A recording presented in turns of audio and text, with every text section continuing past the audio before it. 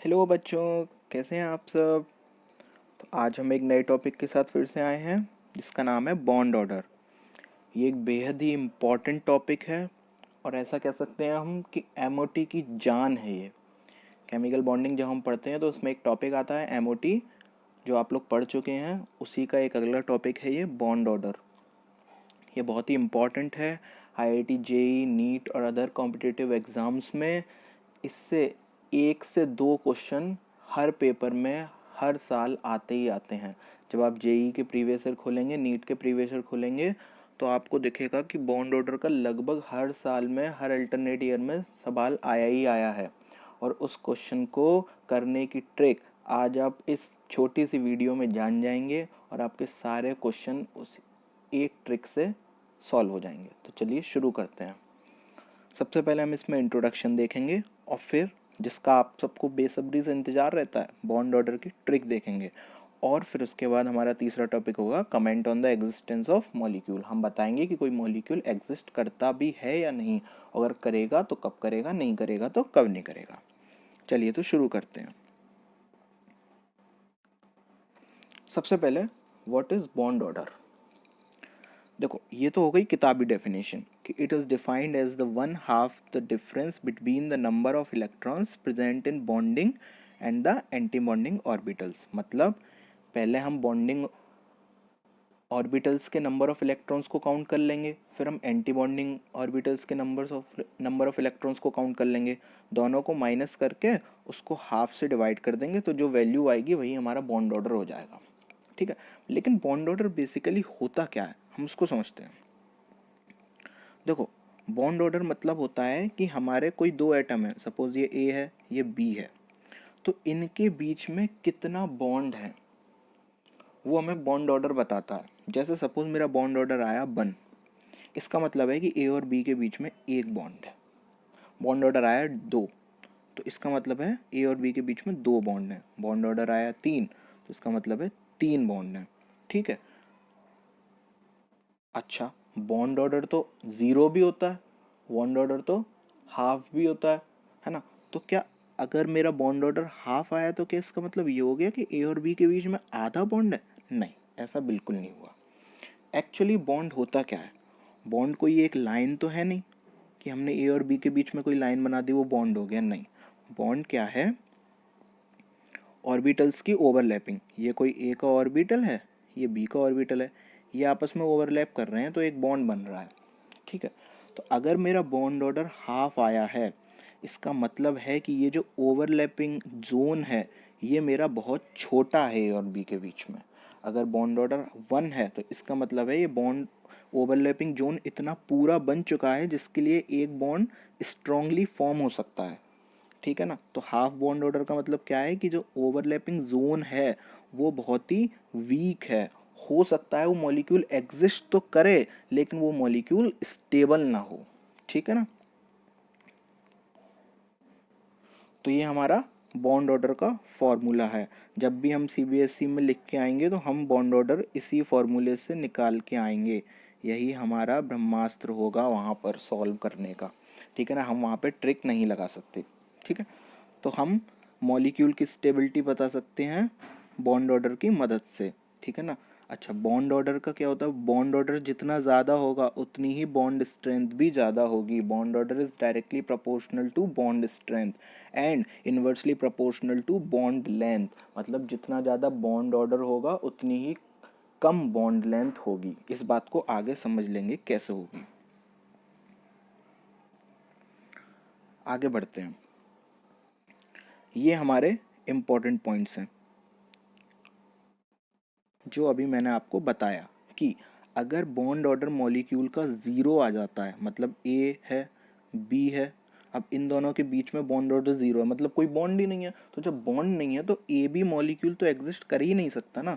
तो अगर मॉलिक्यूल के बीच में बॉन्ड ऑर्डर 0 आ जाता है तो इसका मतलब है मॉलिक्यूल एग्जिस्ट नहीं कर रहा है। दूसरा पॉइंट क्या है, अगर बॉन्ड ऑर्डर मॉलिक्यूल के बीच में 0 और 1 के बीच में आ जाता है, जैसे कि सपोज हाफ ले लेते हैं हम।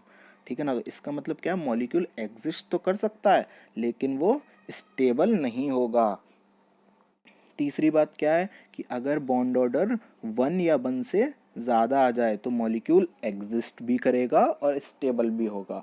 अब हो सकता है कि बॉन्ड ऑर्डर आ जाए 1.5, तो इसका मतलब है एक बॉन्ड तो कम से कम पूरा बन रहा है ना, मतलब ए और बी तो एग्जिस्ट कर सकते हैं। दूसरा बॉन्ड हो सकता है कम ओवरलैपिंग जोन का हो, जब हम हीट दें तो ये वाला बॉन्ड बहुत जल्दी टूट जाए और ये वाला बाद में टूटे, लेकिन ए और बी एग्जिस्ट करेंगे और स्टेबल भी होंगे।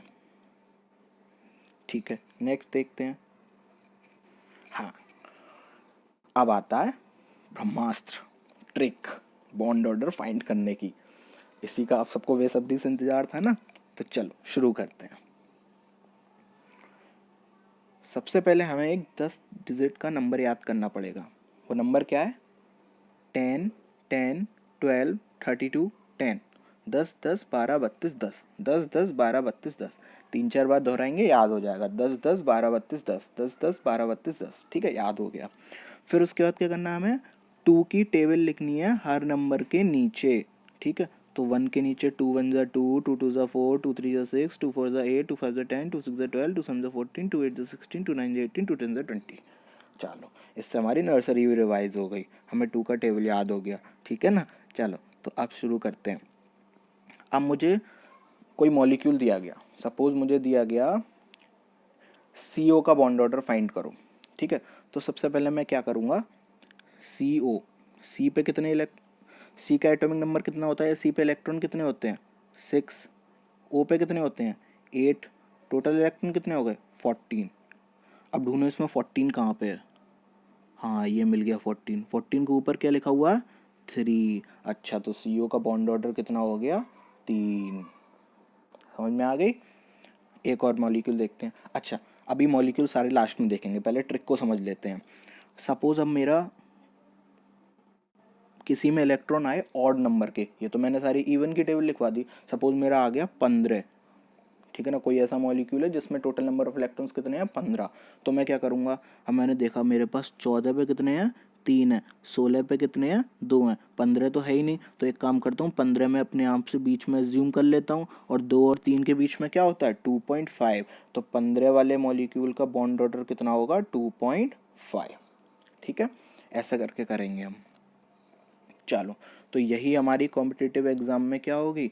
ट्रिक होगी। इससे हम क्या निकाल सकते हैं? Bond order. लेकिन कॉम्पिटिटिव एग्जाम में वो लोग बहुत चालू होते हैं, वो क्या करते हैं? बॉन्ड ऑर्डर की जगह आपसे कुछ और पूछ लेंगे। वो आपसे कह देंगे चलो बॉन्ड एनर्जी का ऑर्डर बताओ, वो आपसे कह देंगे चलो बॉन्ड लेंथ का ऑर्डर बताओ। ठीक है ना, तो उसके लिए फिर हम क्या करें? उनके तो हमने ट्रिक्स पढ़ी नहीं है, तो उसके लिए हमारे ये वाले फैक्टर्स काम आएंगे। ये भी बहुत इंपॉर्टेंट है। हमें ट्रिक वही याद करनी है, लेकिन हमसे जो पूछा गया होगा हम उस ट्रिक के हिसाब से और इस पोस्टुलेट में बैठा के हम उसका आंसर फाइंड कर लेंगे। जैसे हमसे पूछा गया बॉन्ड स्ट्रेंथ, तो हमें ये चीज़ पता होनी चाहिए कि बॉन्ड ऑर्डर बॉन्ड स्ट्रेंथ के डायरेक्टली प्रोपोर्शनल होता है। इस चीज़ को समझ लेते हैं कि कैसे होता है। ऐसे समझो, ये 2 आदमी हैं, A और B।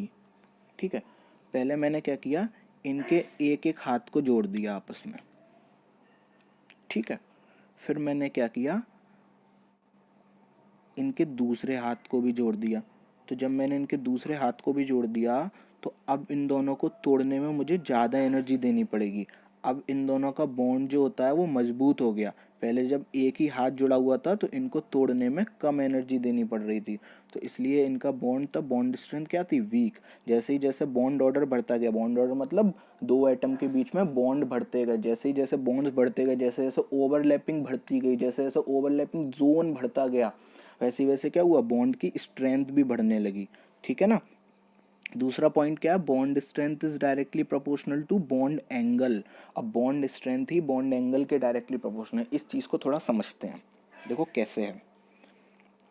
सपोज एक मॉलिक्यूल है ए, एक एटम है ए, एक एटम है बी।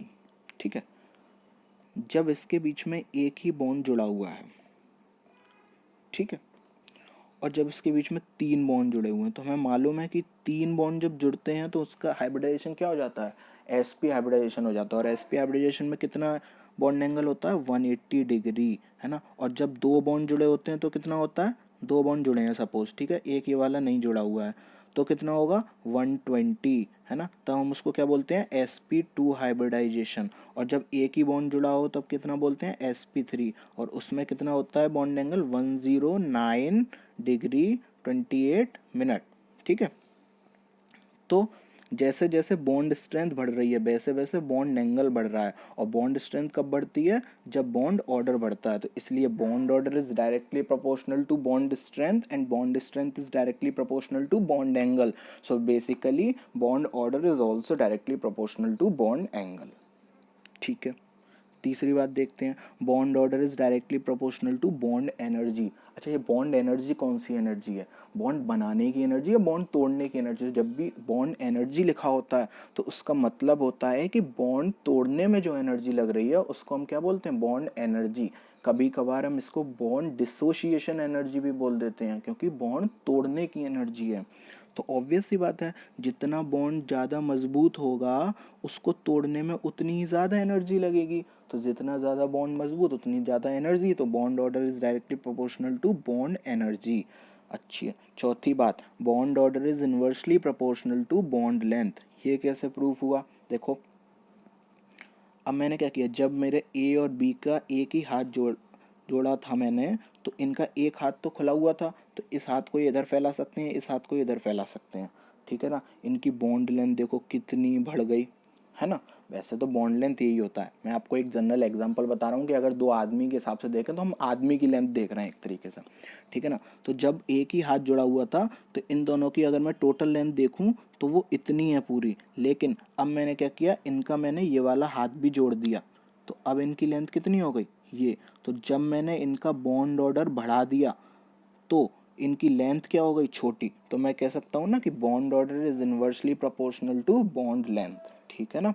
तो ये चारों पॉइंट बहुत इंपॉर्टेंट हैं, हम इनको साथ में भी लिख सकते हैं। कैसे, जैसे bond order is directly proportional to bond energy, is directly proportional to bond angle, is inversely proportional to bond length, ठीक है। ऐसे करके अपनी एक नोटबुक बना लो, उसमें ये चारों पॉइंट लिख लो। चारों पॉइंट लिखने की ज़रूरत नहीं है, ऐसे करके ये बना लो और आपको याद रहेगा, ठीक है ना। एग्जाम टाइम पे हमें ये सब पढ़ने की ज़रूरत नहीं है, हम केवल इतना पढ़ेंगे और ट्रिक को रिवाइज करेंगे और सारे क्वेश्चन हमारे हो जाएंगे। चलिए अब करते हैं क्वेश्चंस। देखिए सबसे पहले हमारा क्या है, O2, ठीक है। आप वीडियो को पॉज करिए और सारे क्वेश्चंस को खुद करके देखिए, ठीक है ना, कि आपको कितना समझ में आ गया है। चलिए सबसे पहले क्या है, O2। O2 को देखते हैं। O में कितने इलेक्ट्रॉन होते हैं, 8। O2 में कितने हो गए, 16। हमें ट्रिक याद करनी है तो हम पहले ट्रिक को लिख लेते हैं कि 10 10 12 32 और 10, ठीक है। अब देखो 2 4 6 8 10 12 14 और 16। अच्छा 16 के नीचे क्या आ रहा, ऊपर क्या आ रहा है, 2। तो O2 का बॉन्ड ऑर्डर कितना हो गया, 2, ठीक है। चलो O2 माइनस, O2 माइनस, ठीक है ना। तो जब O2 माइनस का ऐसे कैलकुलेट करोगे तो कितना होगा, 16 और 17। 17 बोले तो 10 10 12 32 10 में तो यहाँ पे 12 आ रहा था और यहाँ पे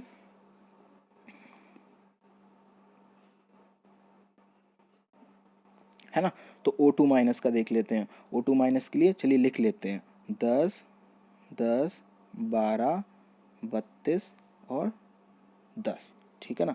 तो O2 माइनस देखो 2 4 6 8 10 12 14 16 और 2 इलेक्ट्रॉन, एक इलेक्ट्रॉन O2 माइनस यहाँ पे आ गया, है ना। तो यहाँ पे जैसे ही आया मतलब 1.5। O2 माइनस का बॉन्ड ऑर्डर कितना हो गया, 1.5 हो गया, ठीक है। अगला देखते हैं O2 प्लस। O2 प्लस में देखते हैं O2 प्लस में कितने हो गए, 16। और एक इलेक्ट्रॉन चला गया तभी तो प्लस आया, तो कितने हो गए, 15।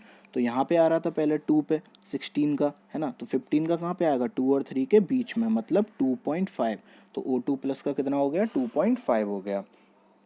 अच्छा नेक्स्ट देखते हैं H2। H2 में कितने हैं, H में एक इलेक्ट्रॉन, तो H2 में 2 इलेक्ट्रॉन। तो H2 कहाँ पे आएगा, अच्छा 1 के नीचे ही तो हम 2 लिखते हैं, तो H2 का बॉन्ड ऑर्डर कितना हो गया, 1 हो गया। अगला देखते हैं H2 प्लस। H2 प्लस बोले तो H में एक इलेक्ट्रॉन, तो H2 में 2 इलेक्ट्रॉन और प्लस आ गया, मतलब एक इलेक्ट्रॉन चला गया, तो H2 प्लस में कितना इलेक्ट्रॉन हो गया, एक इलेक्ट्रॉन। अच्छा अब रुको, यहाँ पर लिखे थे 2 इलेक्ट्रॉन, अब इसके बाहर तो कुछ है नहीं, तो मैं यहाँ क्या मानूँ, तो मैं मान लेता हूँ यहाँ पे स्टार्टिंग 0 से हुई होगी, तो 0 और 1 के बीच में क्या आता है, 0.5, तो H2 प्लस का बॉन्ड ऑर्डर कितना हो गया, 0.5। अरे अरे एक मिनट, 0.5 1/2, ये तो हाफ बॉन्ड ऑर्डर हो गया। तुरंत याद करो, जब भी बॉन्ड ऑर्डर 0 से 1 के बीच में आता है तो क्या कंडीशन थी, सेकंड स्लाइड में जाके देखेंगे कंडीशन, थर्ड स्लाइड में जाके देखेंगे तो कंडीशन थी कि मॉलिक्यूल तो एग्जिस्ट करेगा बट वो स्टेबल नहीं होगा, तो H2 पॉजिटिव हमारा स्टेबल नहीं होता। हमने देखा भी है कभी H2 पॉजिटिव, हम बहुत कम देखते हैं, है ना, 12th में तो हमें देखने को भी नहीं मिलता H2 पॉजिटिव, तो इसलिए H2 positive is unstable but exist, can exist. H2 minus बोले तो H2 में 2 इलेक्ट्रॉन और एक इलेक्ट्रॉन एक्स्ट्रा आ गया, मतलब 3 इलेक्ट्रॉन हो गए। 3 इलेक्ट्रॉन का मतलब 2 और 4 के बीच में, मतलब 1 और 0 के बीच में, इसका फिर से कितना आ गया, हाफ आ गया। अब देखते हैं B2 का, B2 में कितने हैं, 10 इलेक्ट्रॉन, तो 10 इलेक्ट्रॉन का मतलब 2 4 6 8 10, B2 में कितना बॉन्ड ऑर्डर हो गया, एक।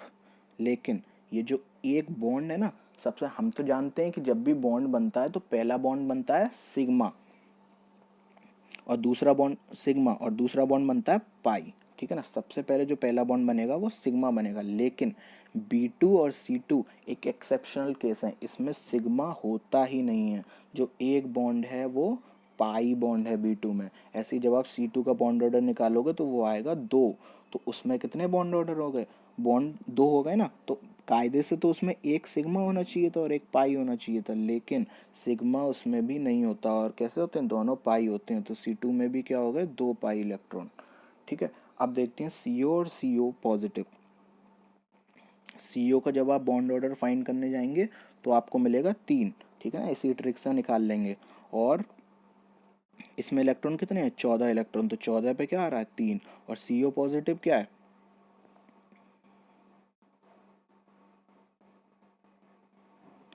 CO पॉजिटिव जब देखेंगे तो वो आएगा 2.5, लेकिन CO पॉजिटिव का जब बॉन्ड ऑर्डर देखा गया तो वो 2.5 नहीं आता है, यहाँ पर ये एक एक्सेप्शन है।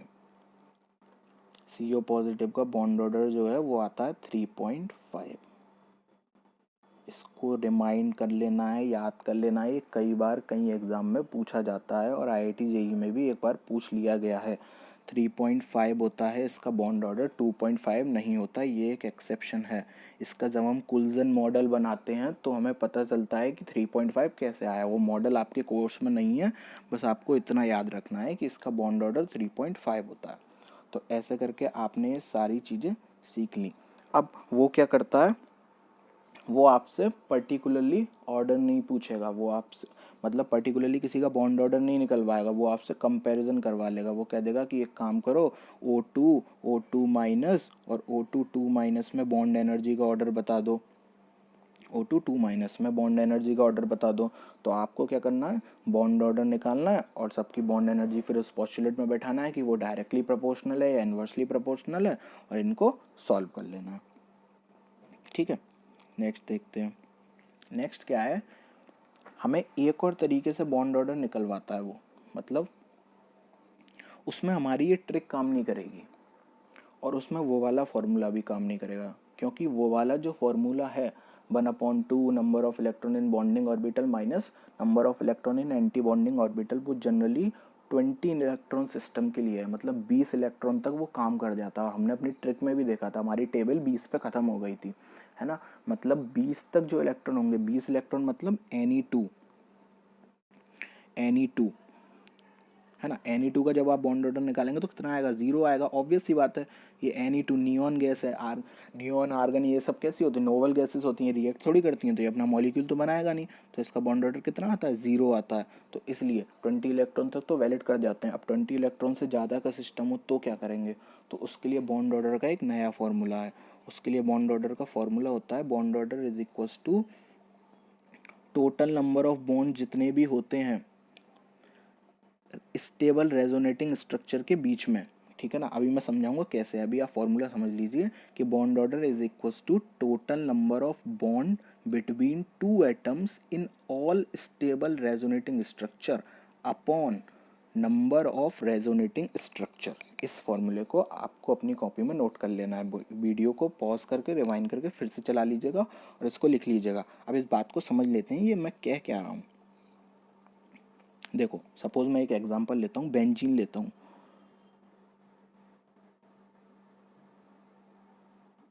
ठीक है, अब बेंजीन का मुझे रेजोनेटिंग स्ट्रक्चर पता है। ठीक है, रेजोनेटिंग स्ट्रक्चर को इस साइन से शो करते हैं। ठीक है ना,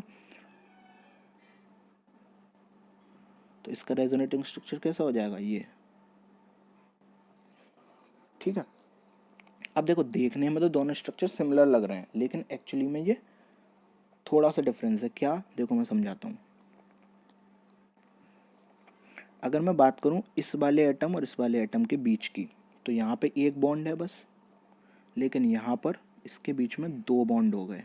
ठीक है, तो यही मैं आपसे पहले कह रहा था कि जो बॉन्ड ऑर्डर, अब मुझे इस बेंजीन का बॉन्ड ऑर्डर बताना है। कोई मुझसे कहता है बेंजीन का बॉन्ड ऑर्डर बताओ, तो क्या करूँगा मैं, तो मैं यही करूँगा कि bond order is equals to total number of bonds between two atom in all stable resonating structure. मतलब सभी रेजोनेटिंग स्ट्रक्चर में मुझे काउंट करने हैं, कोई दो एटम सेलेक्ट कर लेने हैं कि मैं इन्हीं दोनों एटम के बीच में सारे बॉन्ड काउंट करूँगा हर स्ट्रक्चर से।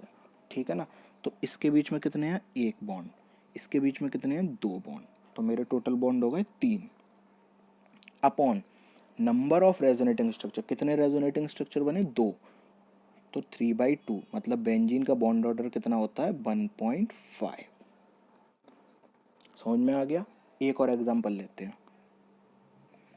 अगला एग्जांपल है मेरा कार्बोनेट। इसके रेजोनेटिंग स्ट्रक्चर बनाते हैं। देखो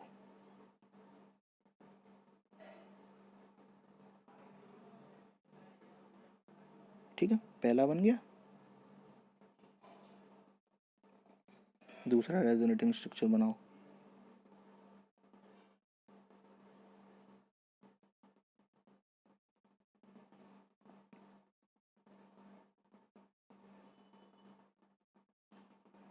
और तीसरा रेजोनेटिंग स्ट्रक्चर भी बना लो।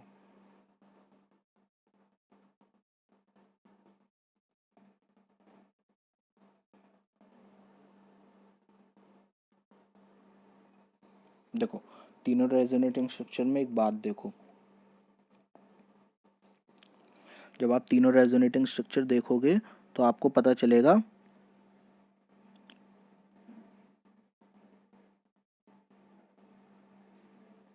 देखो जब तीनों रेजोनेटिंग स्ट्रक्चर देखोगे तो आपको पता चलेगा कि मैंने कैसे बनाए। पहले ये समझते हैं। देखो सबसे पहले जब मैंने कार्बोनेट का स्ट्रक्चर बनाया, तो कार्बोनेट का जब मैंने स्ट्रक्चर बनाया तो दोनों बॉन्ड इसमें यहाँ पर थे।